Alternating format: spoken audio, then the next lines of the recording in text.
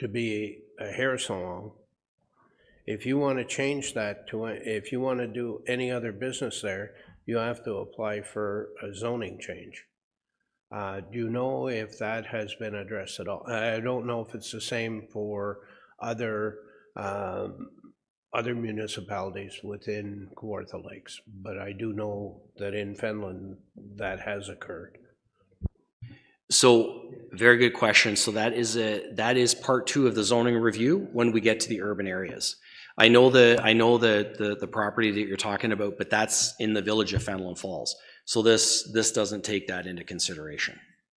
One of the things I have to check, but one of the things I asked for to be removed and most of the bylaws that were drafted by County of Victoria staff on behalf of townships said you can have 1 or a maximum of 2 uses in a highway commercial zone, and we had a number of variances to that and you know things, and I always thought to myself, why is that permission, and why are we handcuffing people?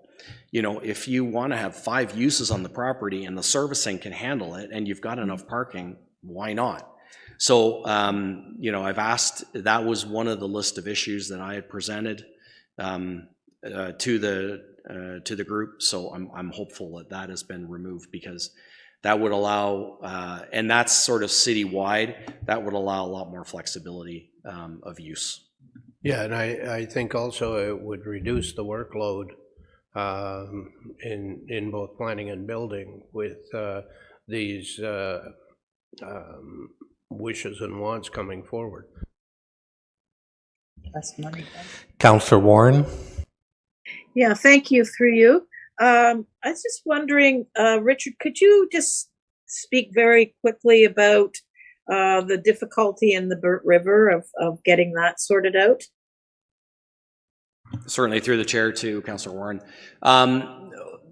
It's really related to the floodplain, and there was a lot of floodplain mapping that was done by KRCA for the lower part of the Burnt River.